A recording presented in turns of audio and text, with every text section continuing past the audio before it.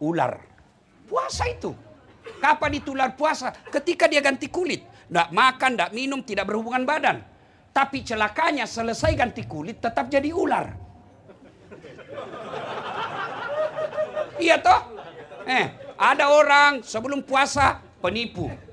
Suka cari-cari muka depannya Pak Menteri. Ini yang banyak rusak Pak Menteri itu. Penjilat.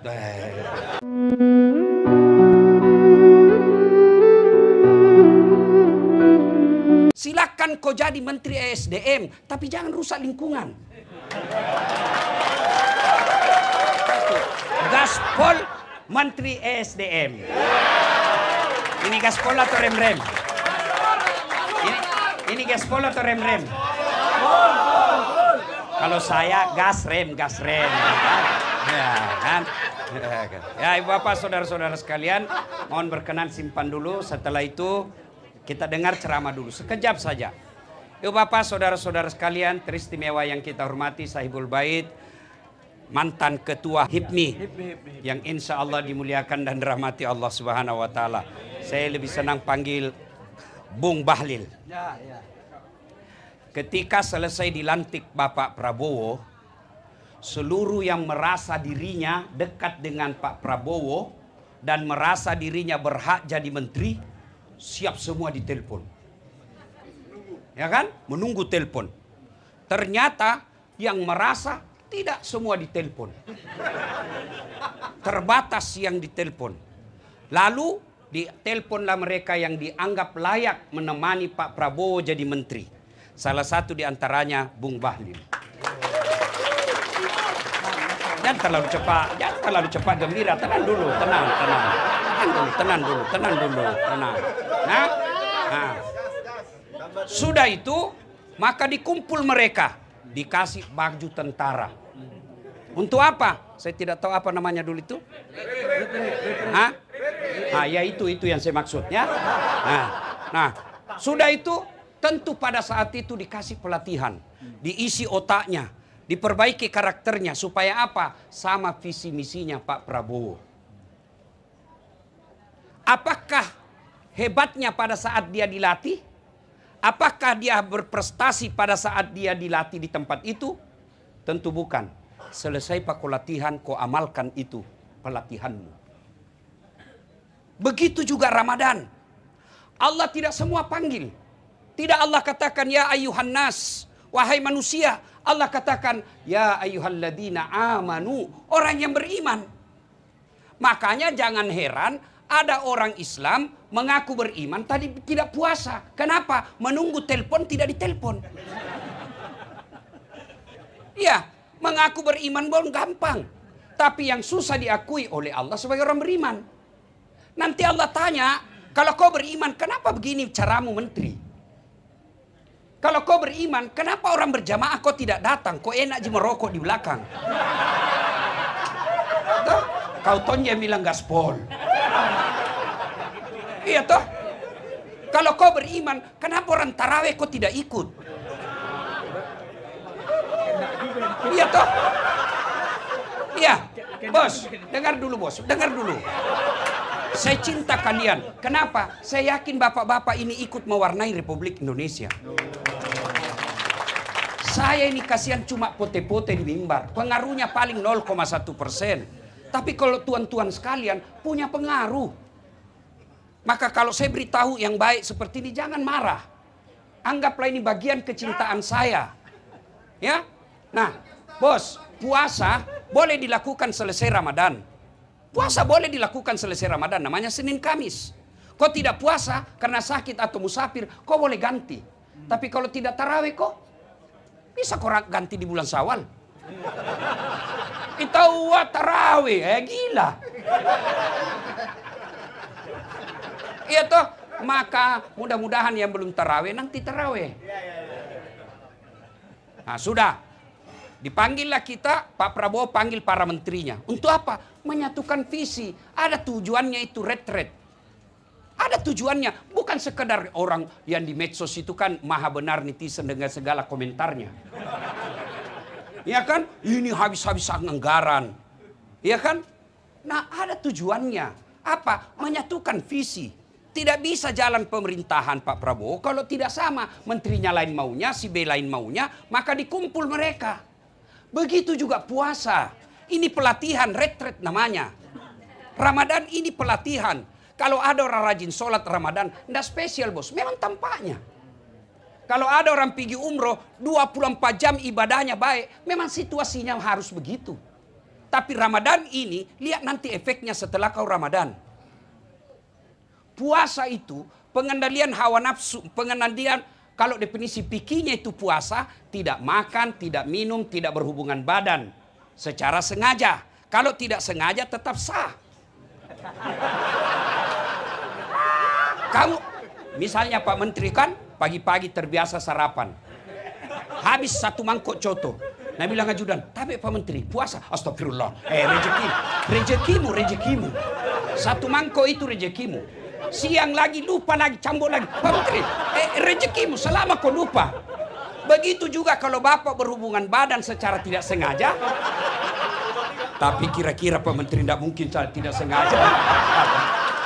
Masa buka baju tidak sengaja? Terlewat-lewat. Dia bilang, hilap kau Ustaz. Tidak mungkin. Dihipnotis kah? Ya, tidak mungkin. Nah, kalau sekedar itu saja bos. Sekedar itu saja kau tidak makan, tidak minum, tidak berhubungan badan. Binatang juga puasa. Makanya itu Al-Baqarah selanjutnya. Agar Allah membedakan kalian dengan binatang. Ada binatang puasa? Ada. 1, ular. Puasa itu. Kapan itu ular puasa? Ketika dia ganti kulit. Tidak makan, tidak minum, tidak berhubungan badan. Tapi celakanya selesai ganti kulit tetap jadi ular. Iya toh? Ada orang sebelum puasa penipu. Suka cari-cari muka depannya Pak Menteri. Ini yang banyak rusak Pak Menteri itu.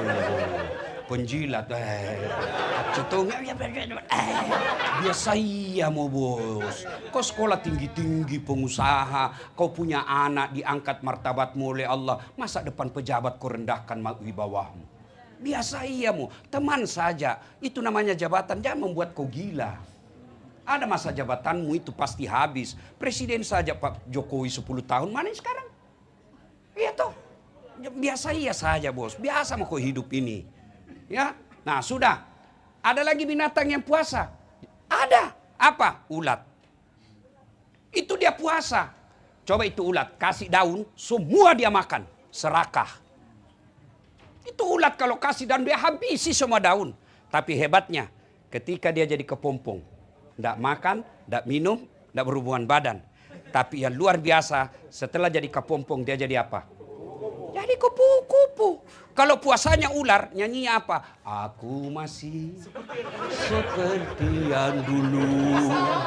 Hai Pak Cetong, lagu angkatan 80. Tapi kalau kepompong, apa lagunya? Persahabatan bagai kepompong, merubah ular menjadi kupu-kupu. Coba lihat itu kupu-kupu. Itu ulat, semua dia makan. Tapi setelah jadi kupu-kupu, subhanallah, dia selektif. Apa dia makan? Bukan lagi. Tapi apa dia makan? Intisari daripada bunga. Yang paling bagus itu. Tapi apa dia rusak? Tidak. Dia ambil saripati bundanya, tapi dia cabut. Tidak ada ranting yang patah, tidak ada bunga yang rusak, tidak ada dahan yang jatuh. Silakan kau jadi menteri ESDM, tapi jangan rusak lingkungan.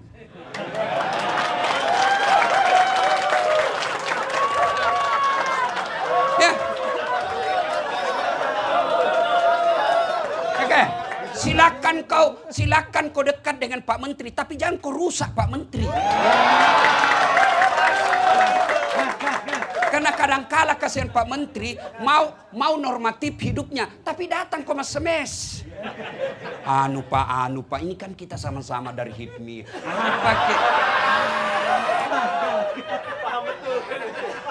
Jangan kau rusak, kau bersyukur ada orang HIPMI yang jadi menteri. Jangan kau rusak citra HIPMI-mu hanya karena kepentingan pribadimu. Itu yang disebut dia ambil saripati madu, tapi dia tidak rusak itu bunga. Silakan kau dagang, silakan kau ikut pilkada, tapi jangan kau rusak lingkungan, jangan kau rusak mentalnya orang. Mau kau jadi kepala daerah silakan, tapi jangan kau bagi-bagi uang. Coba, apalagi silakan kau jadi caleg, tapi jangan kau nyogok. Serangan fajar. Nah bilang bukan serangan fajar Ustadz, ini sedekah subuh. Jangan gua kalah-kali agama. Iya kan? Nah, coba lihat, setelah dia isap itu saripati madu, dia pindah ke bunga lain. Tapi hebatnya, setelah dia pindah, dia tidak rusak yang dia tinggalkan. Tapi apa? Dia bawa kemakmuran bagi yang dia datangi. Itu yang disebut penyerbukan. Artinya apa? Kalian kalau jadi pejabat, jadilah rahmatan lil alamin. Kalian kalau jadi pengusaha, silahkan tapi jangan kau rusak ekonomi Indonesia. Kalian kalau jadi netizen pengamat, boleh kau tidak senang sama seseorang, tapi tetap cintai Republik Indonesia. Kau boleh tangkap itu orang-orang korupsi Pertamina, tapi jangan kau rusak Pertamina. Kenapa? Itu milik negara. Itu yang disebut menjadi rahmatan lil alamin. Inilah makna dari hadis Nabi, hairun nas anfa'uhum linnas. Sebaik-baik manusia adalah yang paling banyak manfaatnya buat orang lain. Biar kau hitam jidatmu, Senin Kamis kau puasa, 3 kali kau tadarus hatam Quran Ramadan, tapi tidak ada orang suka kau. Itu bukan orang mulia di hadapan Allah. Orang mulia di hadapan Allah, orang yang paling banyak manfaatnya. Meskipun barangkali lupa taraweh, tapi semua yang pulang ini dapat amplop.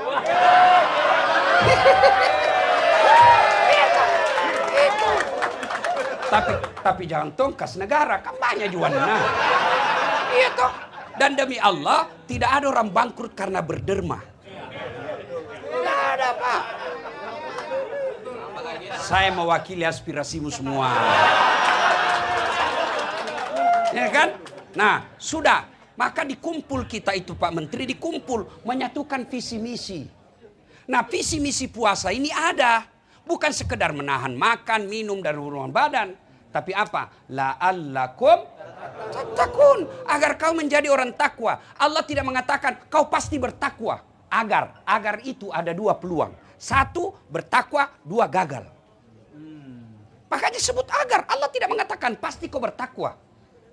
Tidak seperti ketika Allah katakan, ud'uni astajib lakum. Berdoa kau kepadaku, pasti saya kabulkan. Tapi puasa Allah katakan, agar kamu bertakwa.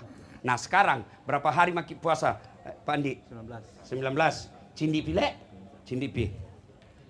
Sudah 19, berarti lewat mistengah. Pares samai, visi misi tak Ramadan sudah sampai atau tidak? 18. Ya jangan kiri bu, 18, 19 sama. Itulah ibu suka kita tunggu salah. Hari puasa aja di markup. Apalagi yang lain. Jadi gini ya. Nah, takwa. Apa itu takwa? Mari kita periksa. Sudah 18 kita puasa. Mari kita periksa. Sudah ada hasil enggak? Mestinya sudah harus ada hasil minimal 50%. 1. Takwa itu menurut bahasa Arab, takwa itu takut, artinya takut. Ingat, takut kepada hamba, sesama makhluk beda dengan takut kepada Allah. Kalau takut kepada sesama hamba, takut sama makhluk, kita jauhi. Bapak takut sama polisi, jangan terlalu jauh. Jangan juga terlalu dekat. Ya? Ya kan? Nah, Bapak takut sama ular, jauhi ular. Ya kan? Tapi kalau takut kepada Allah, beda. Dekati Allah. Dekati. Nah, inilah Ramadan saatnya mendekatkan diri kepada Allah. Caranya, silakan ambil porsi masing-masing. Anda yang bisa ngaji, silakan ngaji. Anda yang bisa kuat tahajud, silakan tahajud. Anda yang bisa zikir, silakan zikir. Ambil semua bagian-bagian. Itu yang disebut dalam Al-Quran, pastabikul khairat. Nah, sudah. Itu kalau definisi, kan kalau kita dulu waktu tak sekolah kan kalau kita mengajar pengertian selalu ada definisi etimologi dan definisi terminologi. Ya kan masih ingat dulu kan? Nah, etimologi itu adalah menurut kata, akar katanya. Takwa menurut akar katanya, menurut Imam Bushairi terdiri dari 4 kata. Apa itu? 1, ta, kaf, waw, ya, takwa. Mari kita simak satu-satu. Sampai jam berapa ini Pak Menteri? Mainkan. Oh mainkan. Oke ya. Oke mainkan. Oke. Mari kita lihat. Apa itu takwa? Pertama huruf ta. Apa itu? Tawadu. Lawan dari sombong. Lawan dari angkuh. Lawan dari borro. Ya. Nah sekarang kita lihat contoh kehebatnya itu puasa. Coba lihat orang kuat apa namanya itu yang angkat barbel. Wah bagus sekali badannya. Begitu jam 11 mulai loyo. Ya kan? Itu baru jam 11. Jam 13 makin loyo. Nggak tahan dia, tunggu azan maghrib, dia piasan sendiri. Itu baru berapa jam kau tidak makan. Maka sombong di hadapan Allah. Ayo. Apa itu sombong pakaian mewah? Oh salah bos. Sombong itu pakai barang mahal. Belum tentu. Saya bilang kalau Anda yang kaya, pakai itu yang kau punya. Pakai. Tidak semua orang kasih. Ibu-ibu yang punya emas, pakai itu emasmu. Pakai berlianmu. Namanya perhiasan. Pakai. Apa itu sombong Ustaz? Sombong itu 2 karakternya. 1, nganggap remeh orang lain. 2, menolak kebenaran. Itu sombong. Jadi kalau pakai LV boleh, Hermes, silakan. nggak apa-apa. Ya, nanti kapan dia sombong Pak Menteri? Misal Pak Menteri pakai LV, ya wajar lah, banyak uangnya. Iya toh? Lalu kapan dia sombong? Ketika dia hina orang. Dasat, kau tahu ini LV? Ini 20 juta ini, nggak bisa kau pakai. Itu baru sombong. Itu baru sombong. Ya. Kalau dia pakai LV, Dasat, kau tahu ini LV? Iya saya tahu. Kau mau pakai? Silakan kau ambil.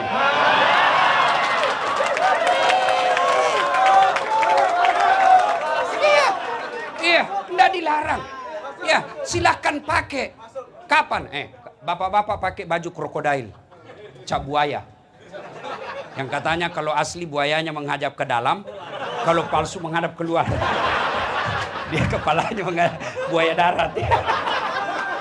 Iya kan? Kapan sombong? Ketika kau Dasat, ini krokodil di Singapura ini. Enggak bisa kau beli kau. Itu baru sombong. Nganggap remeh orang lain. Itu Abu Lahab, dia tahu Nabi orang baik. Dia tahu apa yang disampaikan Nabi benar, tapi dia tidak mau terima. Kenapa? Karena dia bilang apa? Muhammad anak baru kemarin. Bani Hasim, suku saya lebih tinggi. Abu Lahab bilang, "Kenapa kemanakanku? Saya lalu om nak angkat." Dia sombong. Kenapa? Dia menolak kebenaran.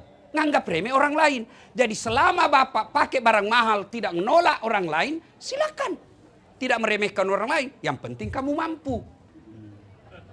Mau kau pakai, tapi kau curi uang negara, bukan cuma sombong, kau perampok. So, apa yang menyebabkan orang datangnya sombong kata Nabi? 1, tambahnya jabatan.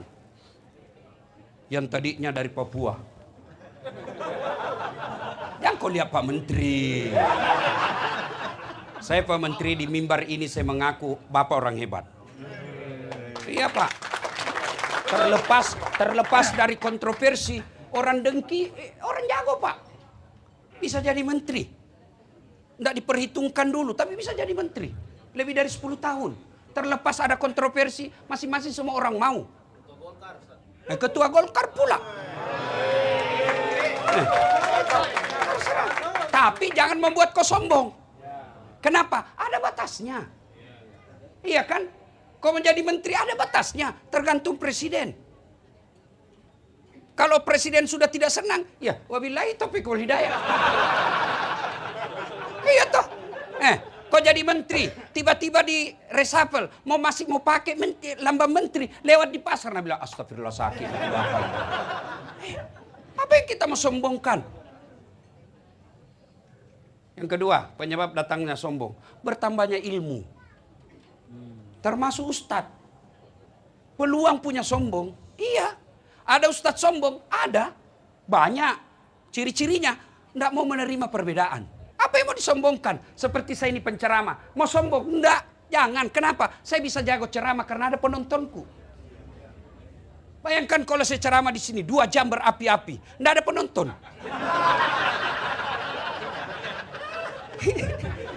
Lewat Pak Menteri, beleng-beleng. Iya kan? Apa yang kita mau sombongkan? Ada orang merasa ahli dibilang kedokteran. Jangan kau sombong. Kau tidak ahli dibilang komputer. Kau ahli dibilang komputer, belum tentu kau bisa tambal ban. Kenapa Allah tidak kasih semua orang ditabatasi? Supaya apa? Supaya kau punya ketergantungan sama orang lain. Kenapa punya ketergantungan? Kata Umar Rama, roda kehidupan berjalan.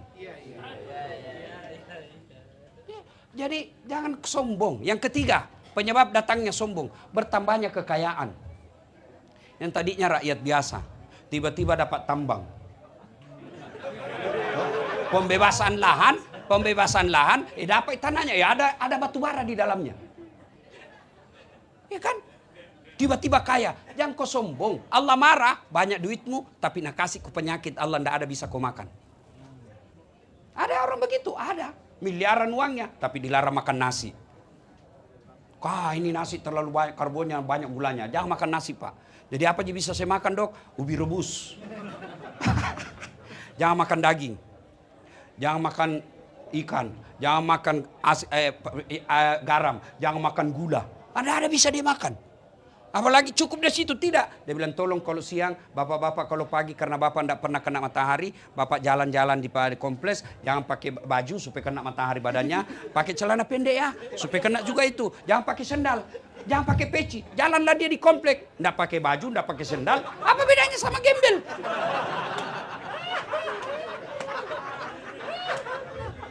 Jangan ketawa, saya serius ini.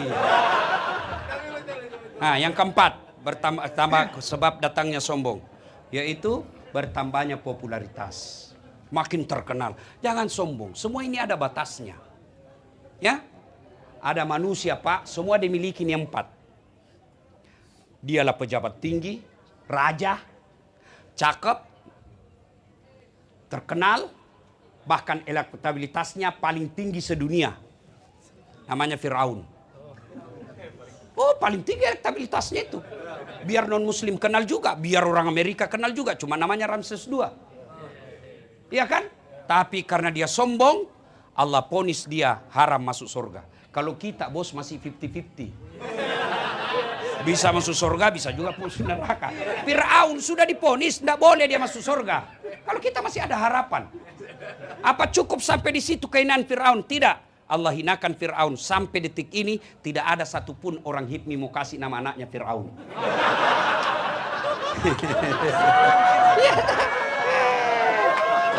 Padahal terkenal. Jangankan kasih nama, dituduh kok saja Fir'aun marah sama kau.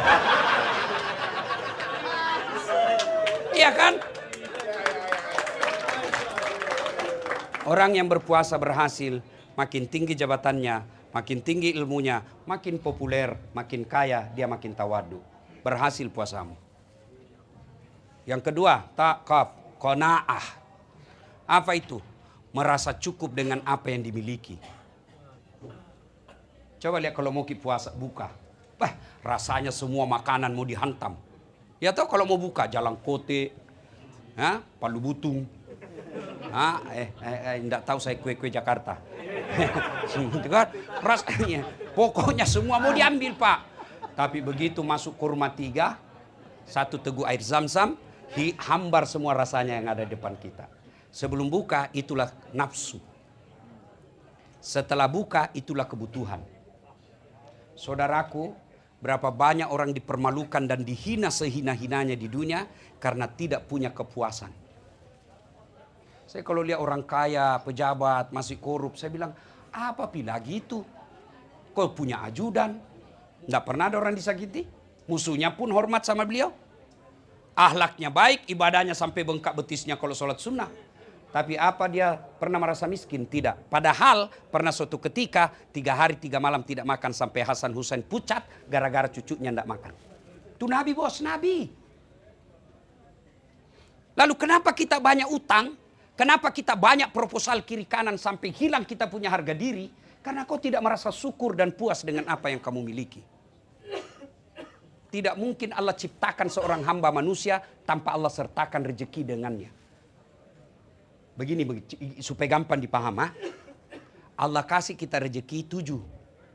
Supaya enak gaya hidupmu 6. Masih ada sepingmu 1. Tapi yang jadi masalah Allah kasih kau 10 gaya hidupmu 15. Akhirnya pinjol. Ya baik kalau kau sendiri berutang tapi kau datang kasih susah Pak Menteri. Minta apa kek Pak di situ bisa penunjukan langsung apa kek apa. Kau merusak. Ya, bersyukur dengan apa yang kita miliki pasti kaya. Yang ketiga, wow. Apa itu? Wara. Apa itu wara? Mampu menjaga dirinya dari hal-hal subhat. Apa itu subhat? Bahasa politiknya main 2 kaki. Abu-abu. Tidak jelas warnanya. Ini biasanya banyak kalau pilkada. Ya, main 2 kaki. Subhat namanya kalau bahasa agamanya. Kalau kita berhasil puasa, jangankan yang subhat. Ya, yang halal saja mampu kita tahan. Contoh air putih, halal atau haram? Halal atau haram? Halal. Siang? Bukan haram, tahan. Buka pi. Istri di rumah halal atau haram? Halal. Jam 12 siang? Tahan. Buka pi. Boleh kau pakai buka puasa. Boleh. Tapi kalau kira-kira 30 tahun maka sama bos. Tenamo. Dicoli-coli ya.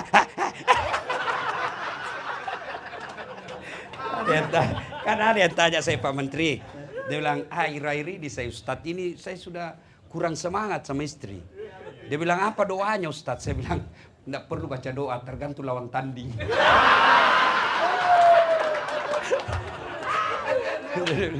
Dia bilang, Ustadz, ada lagi yang tanya saya Pak Menteri, Ustadz, apakah doanya itu supaya berani hadapi istri? Saya bilang, kalau ada doanya itu saya tidak kasih, kok saya nggak malu.